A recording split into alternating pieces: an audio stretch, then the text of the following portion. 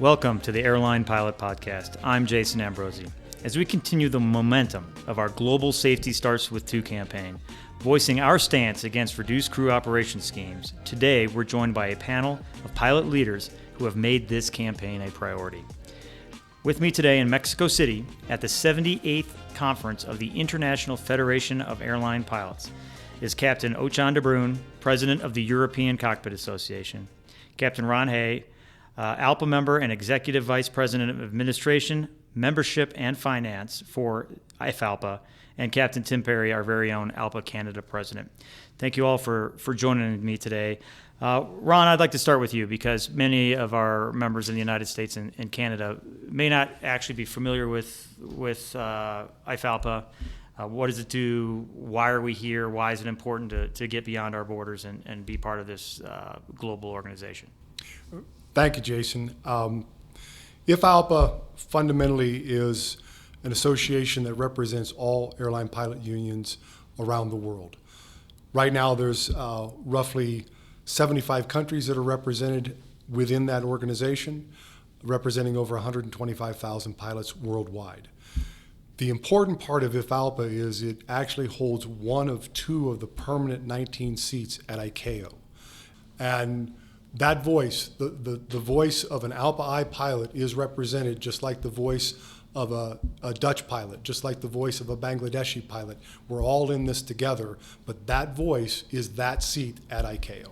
And for the people that don't understand or are unaware, ICAO is a specialized agency of the United Nations, which is the governing body of aviation law and rules worldwide.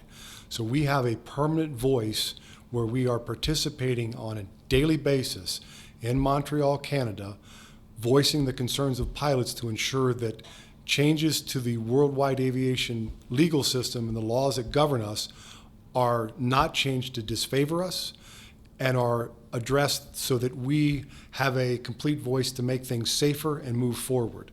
And that's where part of this RCO campaign is. We're actively engaged with ICAO to push the voice that the global voice of IFALPA is saying safety starts with two. We must have two pilots to operate safely. We must have two well-rested pilots to conduct our flights, and we're pushing that voice forward in Montreal to ensure that global rules and regulations do not change to disfavor that position. So that's an important point you made on our influence at ICAO, because no individual pilot union anywhere in the world has a seat at ICAO.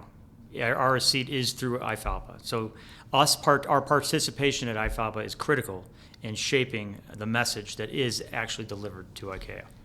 So I know when I took over in this position, I had no idea how many people we actually have that are working, not just ALPA people, but people from other member associations working on our behalf at ICAO. So tell us a little bit about the process at ICAO and just how many people are there working on the behalf of our members. Thank you, Jason. Literally hundreds of people are coming from all of the EMAs. They come from the European Union. They come from ALPA-I. They come from everywhere that's possible to bring their expertise. They're all SMEs that are coming forward to actually sit and support that one single seat and that voice at IFALPA carries at ICAO. So, for example, there's multiple subcommittees that have. I was just in Luxembourg City. There were literally 30 people at what we call the ATS committee. That's the Air Traffic Services, and that's how we interact with air traffic control. So, how would a single pilot, as we all know, aviate, navigate, communicate happens? How if a single pilot going to be able to communicate with air traffic control? It becomes burdensome while you're actually flying the aircraft. And this is a topic that ATS, that committee, is bringing up to ICAO, asking those questions. We have ADO, aircraft design. Aircraft design is looking at things like, for example, in the United States, Part 25 dictates why are aircraft windshields at a certain placement and why are seats seated where they are so that two people have adequate vision out of the aircraft. How do you redesign an aircraft to have one seat to have this same visibility?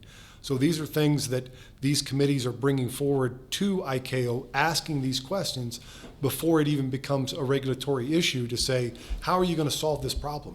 As Otjan mentioned, the bathroom thing. We have Hooper, human performances. How do you integrate that? So we continually are going to ICAO and asking all of those questions to be answered, to say, we want that safely answered, and they can't answer those questions. They aren't coming up with an adequate answer. One of the biggest and fundamental ones that's kind of interesting to ask is, on an Airbus, for example, do the emergency checklist for smoke and fire. If anybody's flying an Airbus and looks at that checklist, they will know that 2 pilots are required to actually do that checklist. 1 pilot cannot do it. So we continue to bring these objections and why it is a 2-pilot cockpit moving forward to ICAO, so that they're not caught, because we do hear conflicting information, and we're just trying to provide the facts as to how we operate these aircraft as pilots. That's excellent. Beyond people like me that think of the common sense reason why this is a bad idea, it's excellent for everyone to know that we have SMEs there that are pointing out things like the windshield. I wouldn't even thought of that until you just mentioned it right now. Those kind of things. So rather than it's not just the high level arguments of CRM and workload management and verification. It's also the detailed nuance that you refer to. So that's excellent information. Thank you. Next, I'd like to turn to you, Otjan. First and foremost, thank you for joining us and your friendship and working together on this reduced crew ops threat. The listeners may recall several months back we had a podcast basically explaining for our members in the United States and Canada what the threat is, what EMCO is, the single pilot crews, what it actually is. But they haven't heard from your perspective. Europe is on the pointy end of the spear for this threat. Airbus is the aircraft manufacturer that's actively pursuing the single pilot crews, and EASA is the regulator that wants to put their foot on the gas to get it there. So for our members in the U.S. and Canada, can you give us your perspective, what's going on in Europe, how are you tackling this, and go from there? Yeah, thanks, Jason. So we heard from the single pilot cruise concept for the first time like 5-6 years ago. First, when we met with Airbus, they showed us these new developments on automation, new technology, through which they were also kind of promoting the idea that this single pilot flights, single pilot cruise was something they were working on. Then COVID came, and it all kind of stranded. And right through the last year of COVID in 2021, 2022, EASA started informing us, the European Cockpit Association, that they were starting up a kind of pre-regulatory working group, the so-called EMCO expert group, where they invited all kinds of stakeholders to think about this priority for EASA, so single pilot cruise concepts, and what kind of issues are all involved, and also to come up in the end with a kind of matrix of all the hazards and the risks involved through or EMCO, or developed through EMCO actually. So at the end of 2022, we started to become a member of this expert group, and it was the first time that we were really given insights of the process, the actual idea of how Airbus and Dassault, the 2 European aircraft manufacturers, have thought about developing a single pilot cruise, or EMCO, and then we finally actually realized how impactful this will be, and especially how fast things are developing. We thought initially that it would become reality by the end of this decennium, so around 2030, and then we saw that in their timeline, and also EASA's timeline, initially 2025 was the plan, which is now 2027.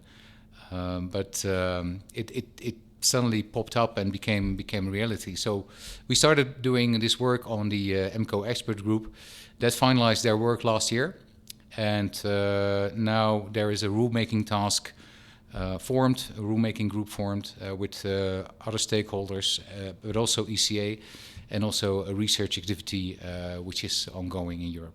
So, on that, correct me if I'm wrong, EASA is moving forward with rulemaking on EMCO, single pilot crews, but there's a study in place right now that EASA has commissioned that isn't finished yet. Correct. That doesn't seem right. Can you expound on that a little bit for us? Well, I cannot give you an explanation for that strange-looking order of events. What I can tell you is that the research activity is indeed looking at the hazards and the risks and possible mitigations against those. So what happens, for instance, what do you need to do when a pilot who is there alone in the flight deck needs to go for a bathroom break? There will be nobody at the controls. There can happen all kinds of things. How will that be solved? What are the mitigation measures for an engine fire or a smoke or at that moment happening with no pilot at the controls? Such things are crucial elements in the risks and the hazards we also see. So that is the research activity. It is led by a big consortium of aviation institutes, and the outcome of that research activity for us needs to show whether single pilot crews can be implemented in a safe way or not.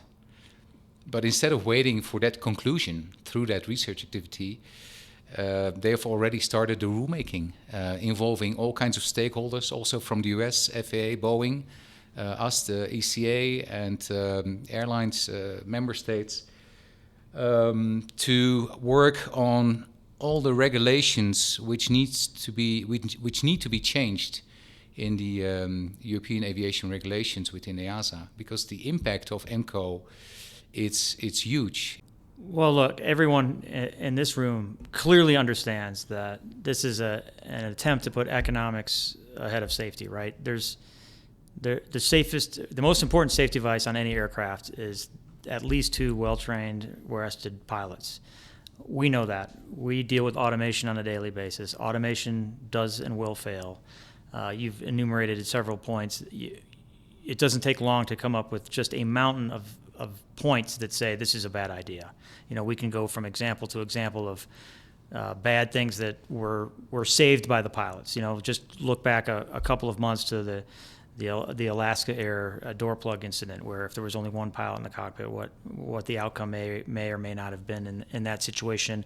Our own FedEx situation in Austin.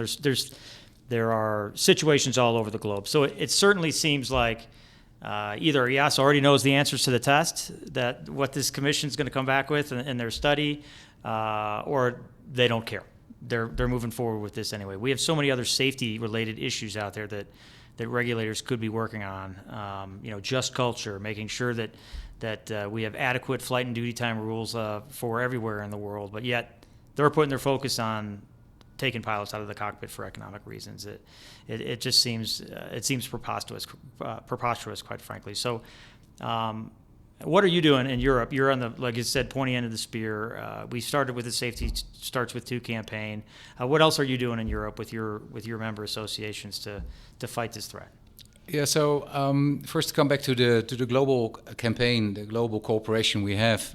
When we were starting to be involved in that EMCO expert group at the end of 2022, we came to the conclusion that we will never win this fight by ourselves, even though it is ground zero in Europe with EASA and Airbus. Right. But once Airbus and EASA go to ICAO on a global level, we as ECA will have no influence anymore.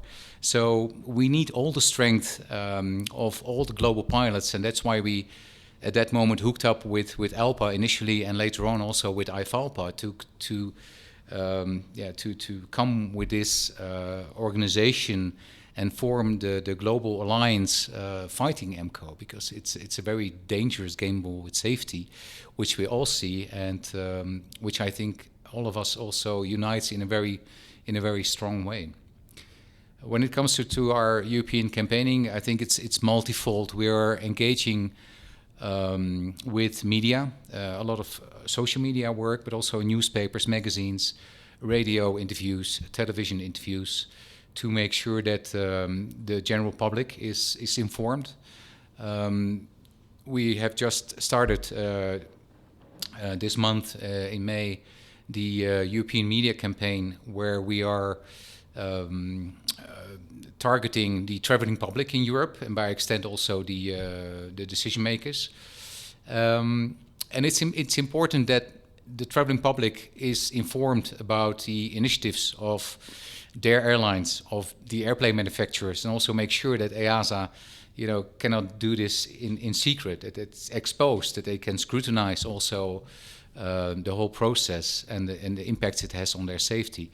They should become critical consumers, and maybe in the future even the safety ambassadors. But also towards the acceptance in the future of single-pilot flights, passengers are extremely important. So when they become a bit more reluctant, it might pose less relevance or maybe less interest from airlines to really engage on single-pilot flights.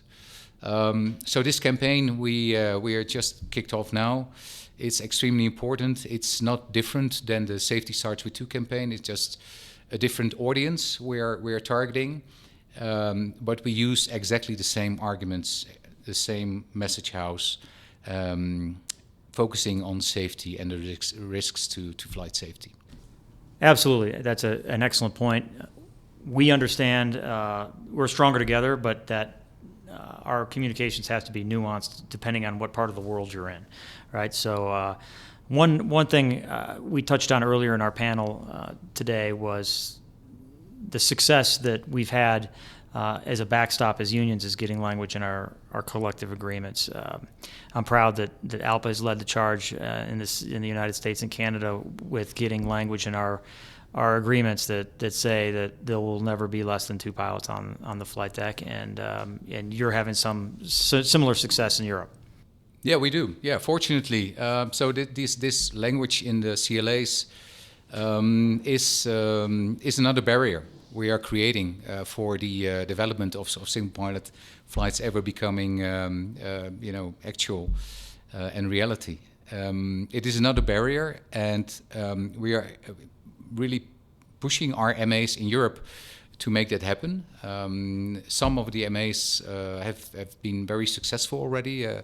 The Netherlands, the VNV, SMPO in France, at Air France, also Virgin Atlantic, I believe, very recently.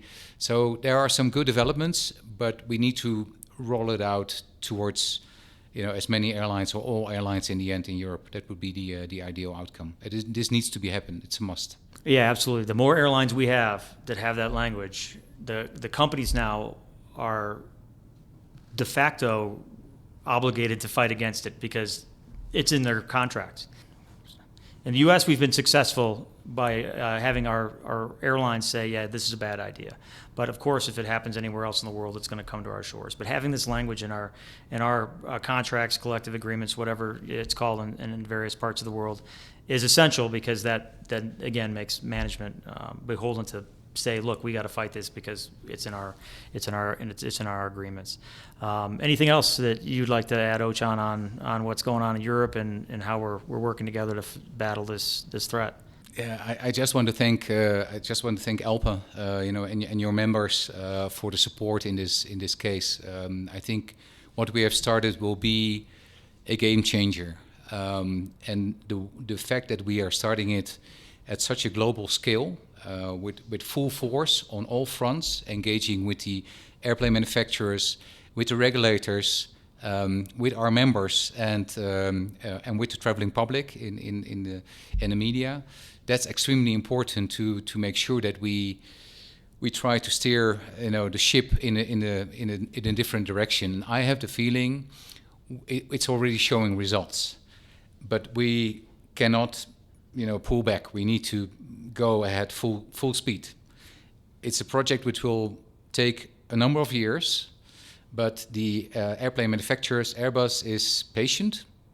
The regulator is patient, so we really need to keep up this force and never back down. Yeah, I completely echo that sentiment because I'm proud of what we've accomplished in a year, a little over a year, but we can't take our foot off the gas. We have to absolutely keep fighting this fight. Thank you, Otjan, for that perspective. Shifting gears a little bit to Captain Tim Perry, our ALPA Canada president.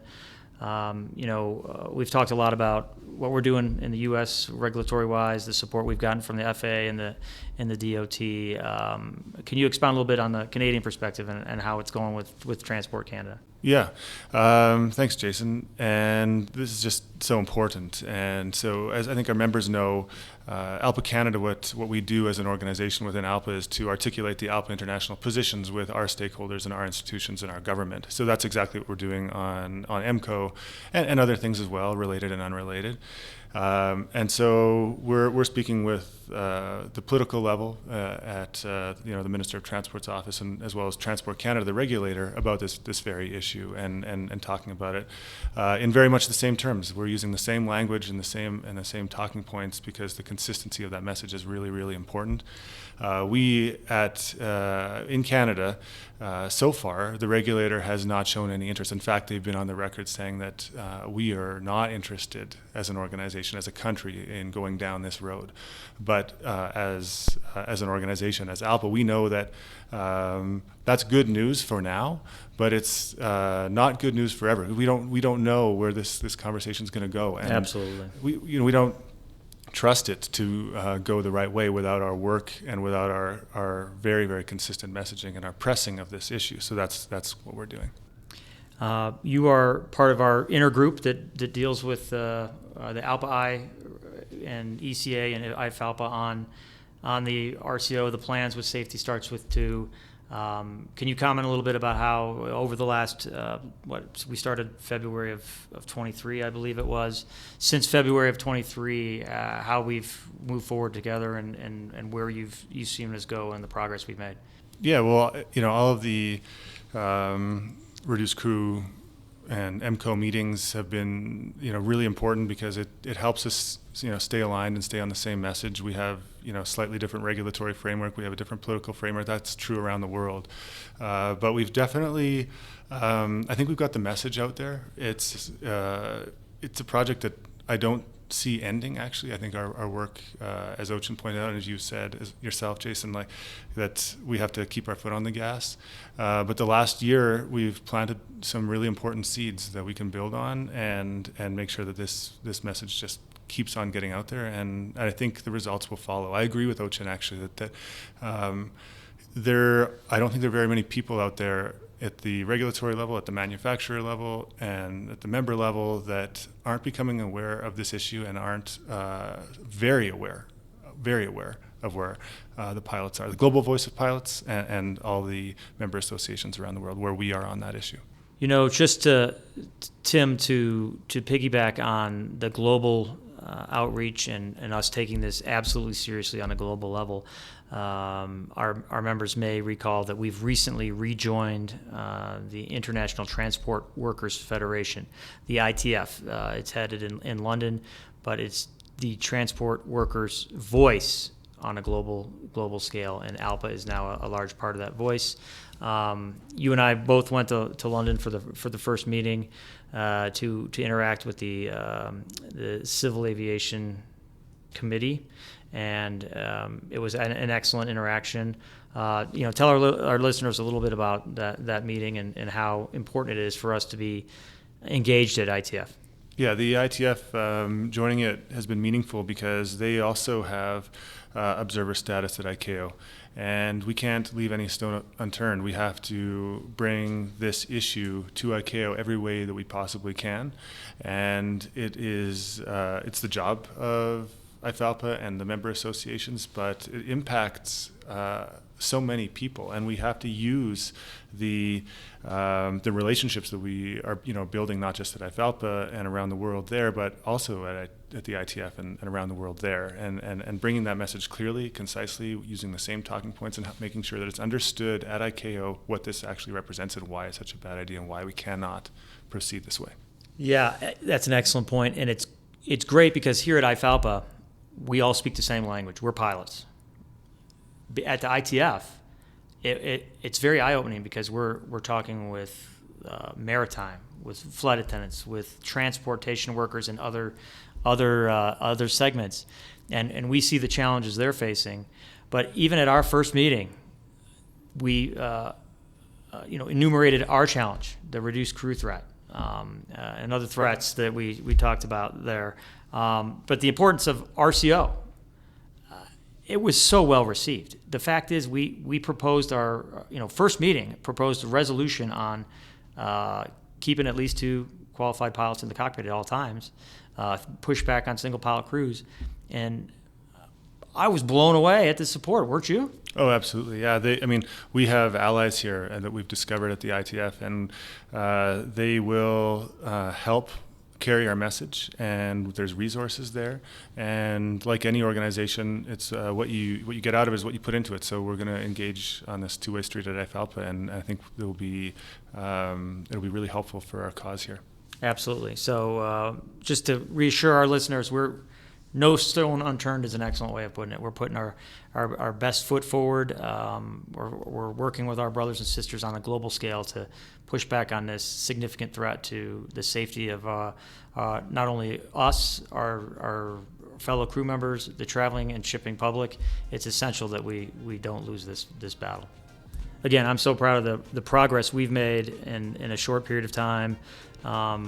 As you both have articulated, I think everybody's taking notice that we're here, we're serious, we're here to stay, and that you better not mess with us. So I thank you all for the time, and thank you for joining us today on the Airline Pilot Podcast. It's great to have you here, and thank you for your partnership. We are another example of how we are truly stronger when we work together. So again, thank you all for joining us today. Thank you for tuning into this episode of Airline Pilot Podcast. If you haven't already, make sure you subscribe so that you don't miss any episodes. And if you enjoyed this episode, let your fellow crew members know about the show. If you have any questions or topics you'd like us to cover, reach out at podcast@alpa.org. To listen and subscribe to Airline Pilot Podcast or learn more about ALPA, check us out online at alpa.org or find us on all major podcast platforms. Until next time, this is the Airline Pilot Podcast. Production and copyright ALPA 2024, all rights reserved. Thanks and have a safe flight.